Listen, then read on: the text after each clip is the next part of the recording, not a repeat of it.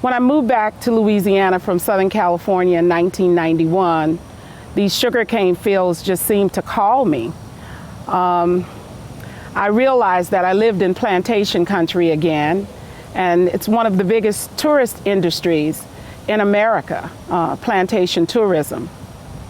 I would ask myself as I went on funerals with my family, who owns a funeral home in this area, where are all of the graves of the people who were formerly enslaved at the plantations in this area?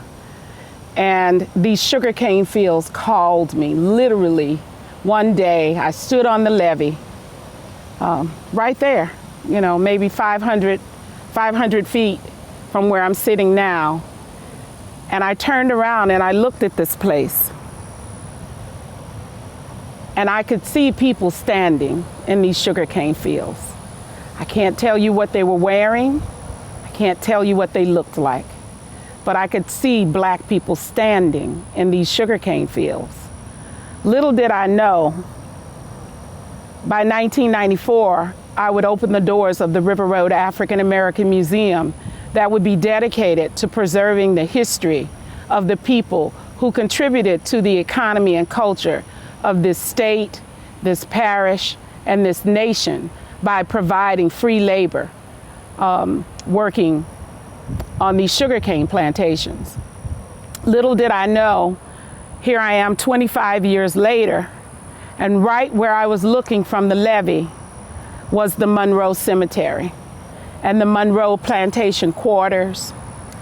And then just beyond me in that direction is where the Bruley Plantation Cemetery is, of unmarked burial grounds of close to 1,200 people.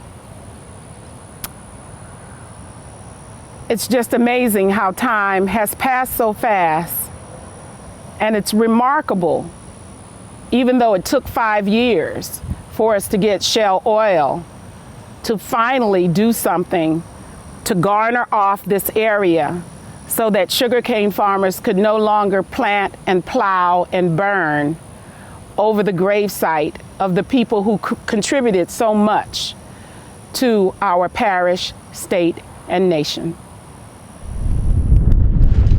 The Turows, two families, one black and one white, but from the same familial tree, shows how conflicted things were in the South during slavery. Plantation owners owned slaves, but also had relationships with those slaves and bore families that were pretty much an open secret. Owners literally had two families on the same property, but of course, one wasn't called family.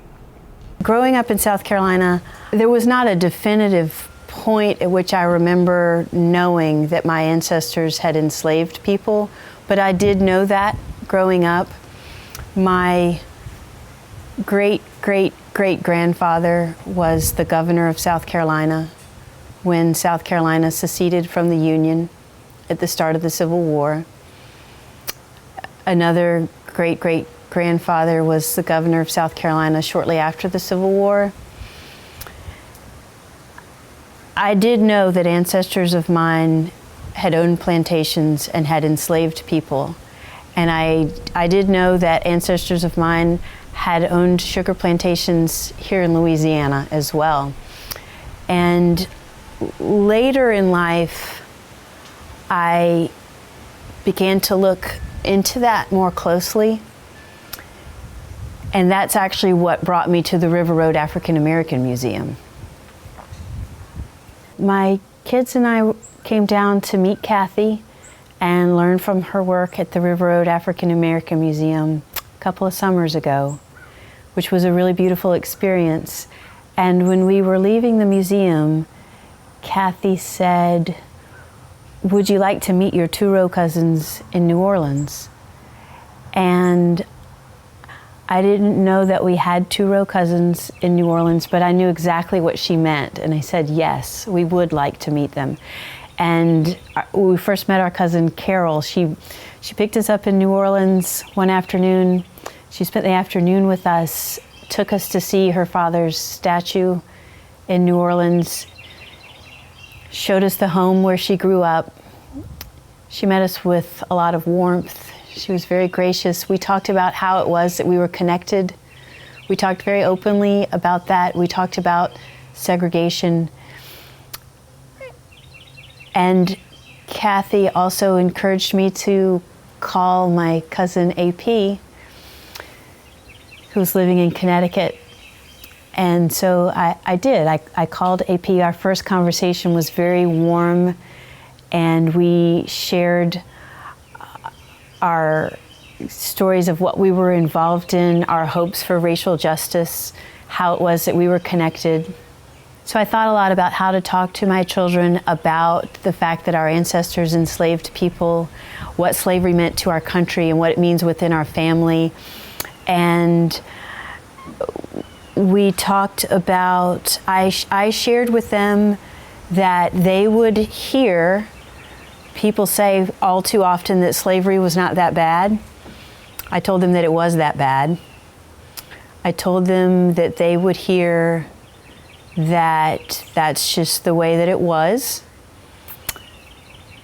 I told them that it's not the way that it was, it's the way that people made it. We talked about when we learned about our two-row cousins. I shared with them how it is that we were connected, that AP's great-great-grandmother was enslaved to my great-great-great-grandfather, what that meant, that her body was not her own. That is a very painful reality. It's also very important to acknowledge that. And our experience together as a family in reaching in or reaching back to really welcome these connections, wanting to speak about them openly and honestly, has felt like part of our collective healing. And my children have been a very beautiful part of this experience. I look at them and I see a new day. Well, growing up in New Orleans, I was born in 1936, and so my growing up years were the 1940s, 50s, and 60s. It was troublesome, but I grew up in a very secure family. I grew up in a community that was committed to improvement and to challenging racial segregation, to resistance, to education. So I had a very good childhood as long as I stayed within the confines of the people who supported me. Moving outside of that, when you were forced with all of the harsh segregation laws that existed, created issues for me and for everybody else that was living at that time.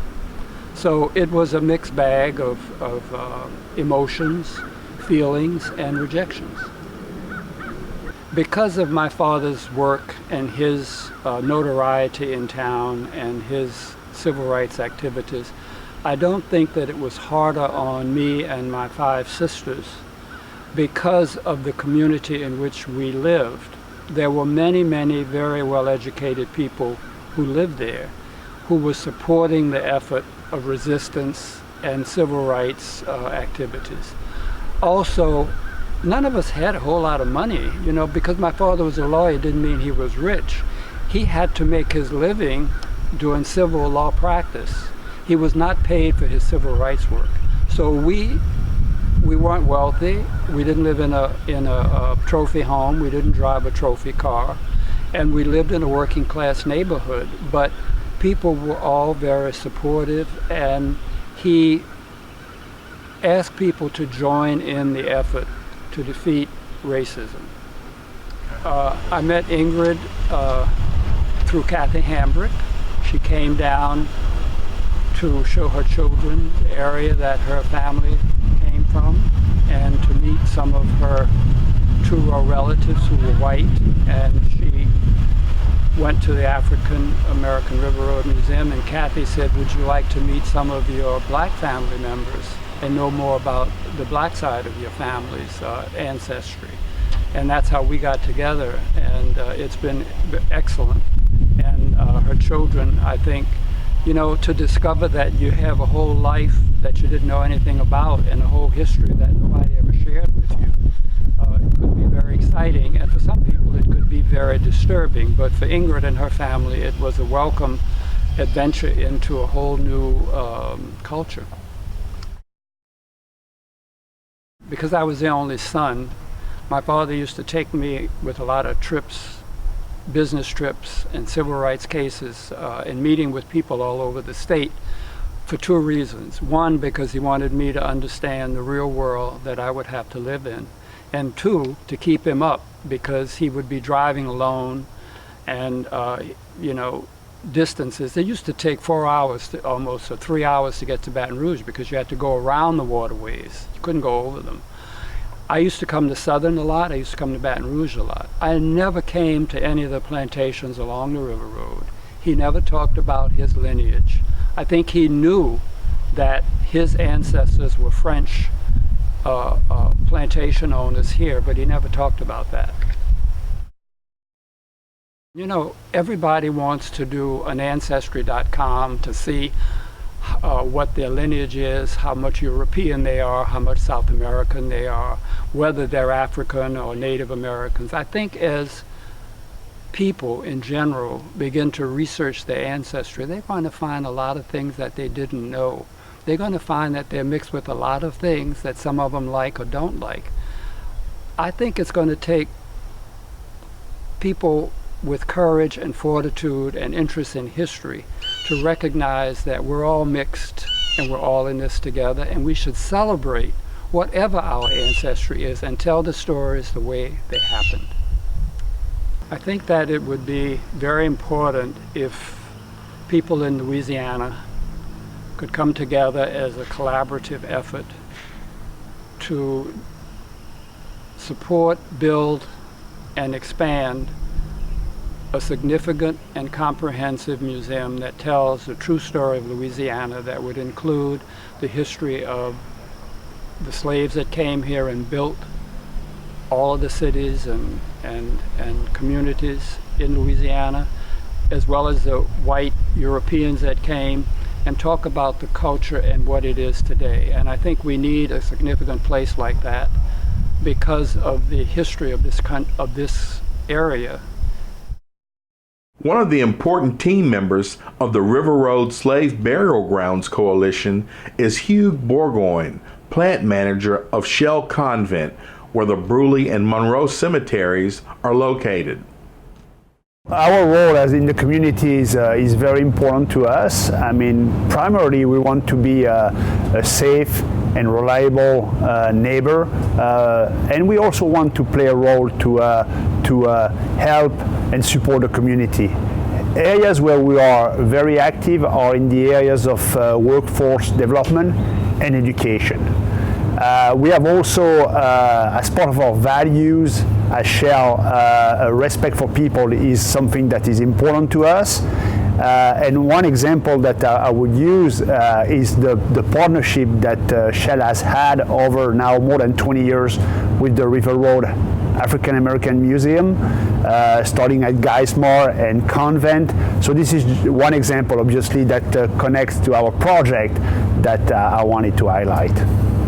I came on site less than 2 years ago, and I found out about the cemeteries at the early part of 17, and got me the opportunity to meet with the River Road African American Museum and to educate myself about the finding, the archaeological study, and the cultural significance of the finding, and that very quickly turned into the project that we know about and that we unveiled a few weeks ago. We started this project to show our respect for the interred, and that was the preservation, the protection, and the beautification of the cemeteries. This was also the ceremony where we had about 400 people coming together for this event. Now is how do we take this further? And your question you asked about education. So the things that we are working on now is putting together some documents and documentaries and support to to enable this education mission.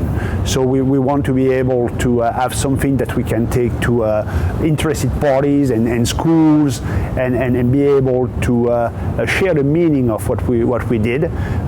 Some of the details we need to work that with the museum, but I think our intention is absolutely to leverage the education component of this project. Dr. Thomas Durant is a longtime board member of the River Road African American Museum, as well as retired professor of history at LSU and author of 3 books. He is also a member of the River Road Slave Burial Grounds Coalition. Since I've been involved with the River Road African American Museum for the past 20 years, I think to me this is one of the most important social and cultural institutions in this community that has been developed maybe in the last half century or so. And I say that because before the River Road African American Museum was established, there were few, if any, institutions that preserved and educated people on the history and the culture of African American people, particularly in South Louisiana. So what the River Road African American did was to become a firm institution in South Louisiana to conduct research and to educate people about the history and the culture of African American people who lived in this area. I really believe that because that the River Road African American Museum was really the impetus for Shell to really make the discovery that it did. Because I think we all knew that there were slave cemeteries along the River Road. I think that Shell Oil Company knew that there were slave cemeteries. All they had to do was just to authenticate that through archaeological research. But you know, we already knew that there were slave cemeteries. We just had to locate them and find them. And I think the fact that the Shell Oil Company decided, with our encouragement, of course, and sometimes a little bit of protest, if you will, that they would make this discovery. And what it means is that for the first time in my recollection, a major industrial company, I may say an industrial giant, is now recognizing the dignity and the humanity of the people who were enslaved on these plantations. In order to be made whole, you have to recognize 3 dimensions of your existence: the past, the present, and the future. Now, we can be made whole by knowing the truth of our history and what happened to us in the past, and that's why we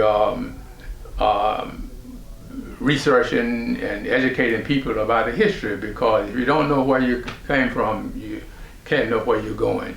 So in order to be made whole, we first have to know our history as a people. And when I said know it, I don't mean just a casual knowledge of it. We have to know it to the point that it becomes ingrained in our spirit and we can tell people about it. We have to be able to get our youth to become involved in the full development of our communities, our families, our schools, our communities in general.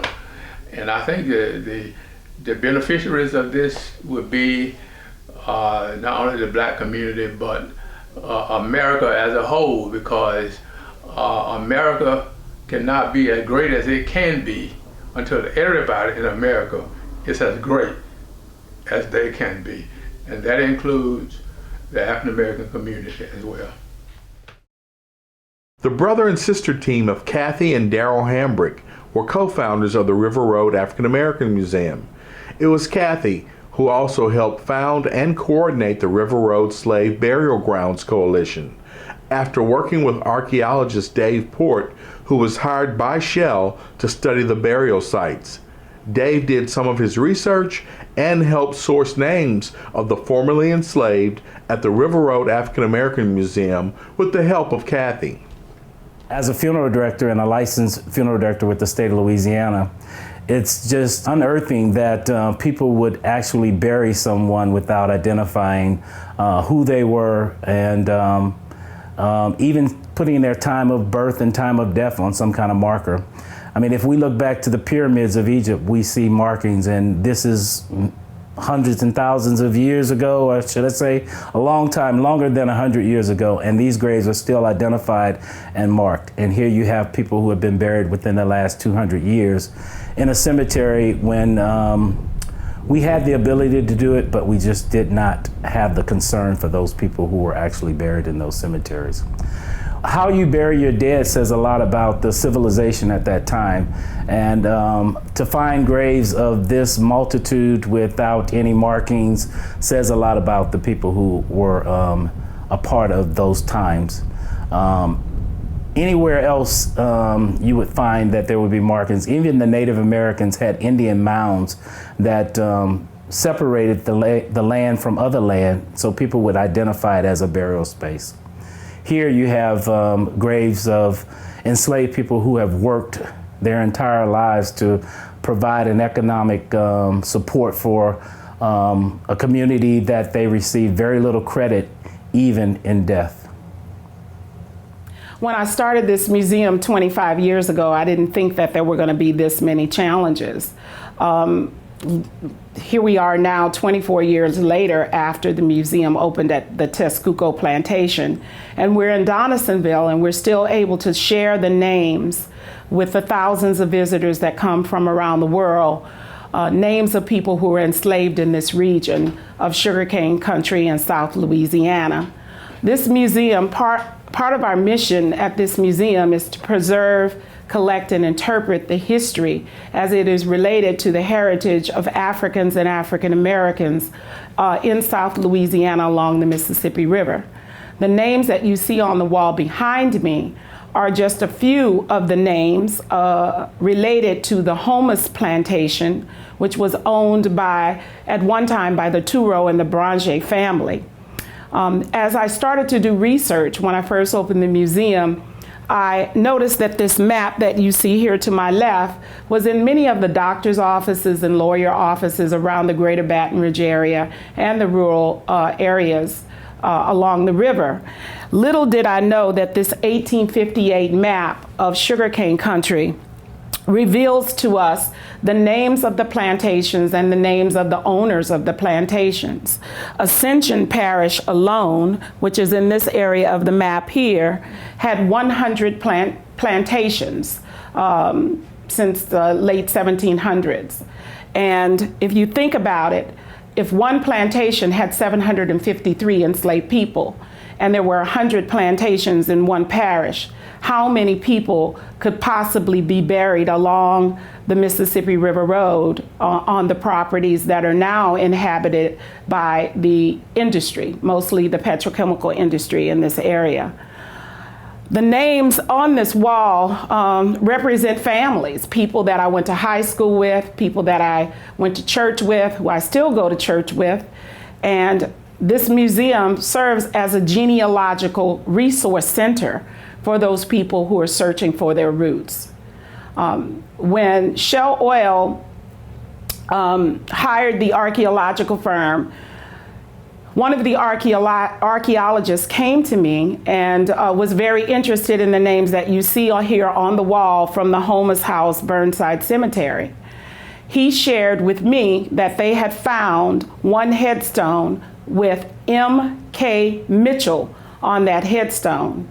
And I immediately could turn to this wall and point out to him the Mitchell name on several of these panels. which date 1858, which is the same time frame as this map, known as the PERSAP map of 1858. The most astonishing thing about doing this work at the River Road African American Museum is seeing these names. Most of the time when you see names of enslaved people, there are only first names, as you can see at the top of the panel here to my right.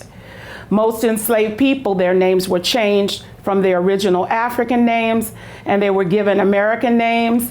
If they had a French plantation owner, they got French names. If they had a Spanish plantation owner, they got Spanish names. So if you only have a first name, as you might see the name Mary or Sally or Sarah or Bob or Yellow Jim or Black Nancy, in some of these references of the enslaved people, how in the world would you ever know if one of those persons was your great-great-great-grandmother or your great-great-great-grandfather? So we are able to tell people, show people where the former plantations were, and also share with them the census records here at the museum. And we also have a collection of family reunion books that have been shared with us over 25 years of people from around the country who come back here to have family reunions.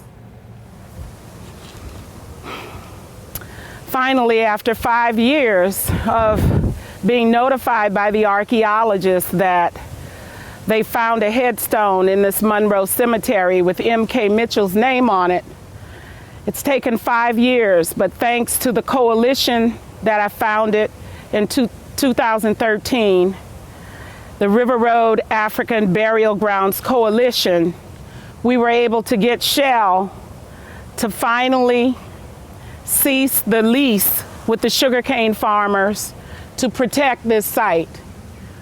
We're hoping that through legislation and the formation of a commission with the state of Louisiana, that one day there will be congressional legislation in the same way that the Native American burial grounds are protected. We are hoping that all of the unmarked burial grounds and long-lost cemeteries of Africans and African Americans along this Mississippi River corridor will be protected.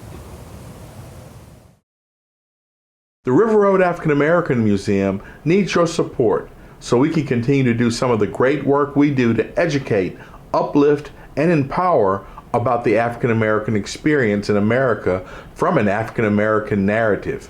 Call for more information, and better still, come to the museum or visit our website and learn more about how you can get involved to help us bridge partnerships with the business community, provide support for the mission of the museum, and enjoy the educational journey about the fascinating history of the African American in Louisiana and the United States of America.